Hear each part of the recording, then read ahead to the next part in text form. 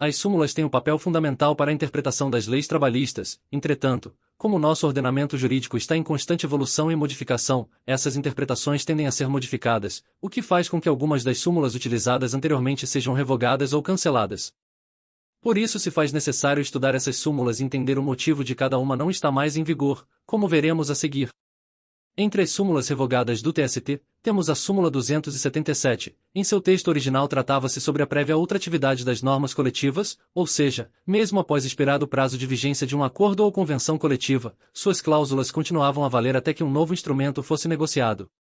Com sua revogação em 2017, o STF declarou a inconstitucionalidade da ultratividade, baseando-se na súmula vinculante número 10 e na ausência de previsão legal para tal instituto. A reforma trabalhista, a Lei nº 13.467/2017, reforçou o entendimento ao estipular que normas coletivas expiram após o término de sua vigência. O motivo para essa revogação foi o fato de que a ultratividade foi considerada incompatível com o princípio da autonomia coletiva e a necessidade de estímulo à negociação periódica. A próxima súmula 368, item 3º do TST, esse item tratava da responsabilidade do empregador pelo recolhimento do imposto de renda sobre valores pagos em ações trabalhistas.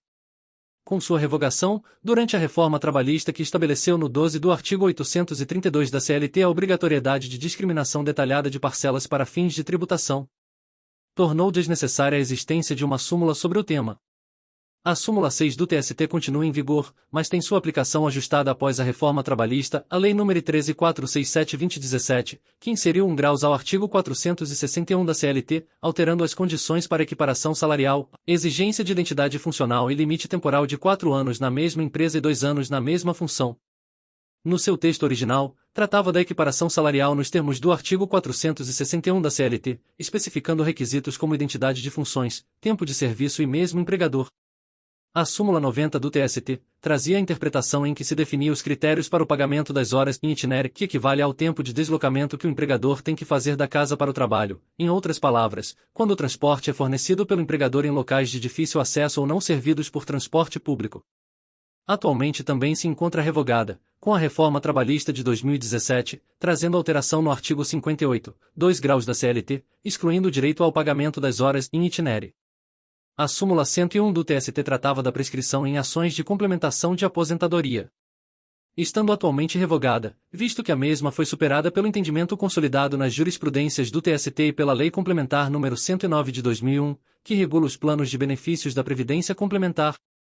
A súmula 331 do TST que regulava a terceirização de serviços, restringindo a terceirização de atividade fim e fixando a responsabilidade subsidiária do tomador de serviços pelas obrigações trabalhistas, obteve revogação parcialmente. Com a Lei nº 13.429/2017, a Lei da Terceirização, e a Reforma Trabalhista, a Lei nº 13.467/2017, alteraram o cenário jurídico, permitindo a terceirização de qualquer atividade, incluindo a atividade fim. Lembrando que mesmo com as mudanças legislativas, a responsabilidade subsidiária do tomador de serviços ainda é aplicada, mas com novos parâmetros, como a exclusão da responsabilidade automática em alguns casos, dependendo da comprovação de culpa. A súmula 338 do TST inicialmente presumia verdadeiros os fatos alegados pelo trabalhador quando o empregador não apresenta seus controles de jornada. Tendo sido revogada parcialmente com a reforma trabalhista que incluiu o artigo 74, 2 graus na CLT, que restringiu a obrigatoriedade do controle de ponto para empresas com mais de 20 empregados, o que antes eram 10. A presunção relativa ainda pode ser aplicada em casos que envolvam empresas obrigadas a manter o controle de ponto, mas houve diminuição de sua aplicação prática. A súmula 372 do TST versava sobre o direito à estabilidade do trabalhador em caso de dispensa sem justo motivo após retornar ao cargo de chefia. A súmula ainda é aplicada, mas está sujeita a interpretações mais restritivas dependendo do contexto do caso concreto e das cláusulas contratuais. A súmula 437 do TST regulava o intervalo intra-jornada e vedava sua supressão parcial ou integral, com obrigação de pagamento como hora extra no caso de descumprimento. A súmula continua relevante, mas sua aplicação está limitada à ausência de negociação coletiva que permita a flexibilização. A reforma trabalhista incluiu a possibilidade de flexibilização do intervalo intra-jornada para 30 minutos mediante negociação coletiva, artigo 611-A da CLT. Por último, a súmula 444 do TST proibia a prorrogação da jornada de trabalho dos empregados em regime de 12x36 sem acordo ou convenção coletiva.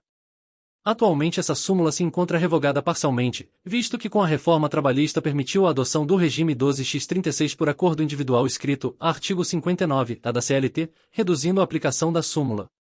O direito do trabalho no Brasil tem passado por mudanças significativas, especialmente após a reforma trabalhista de 2017.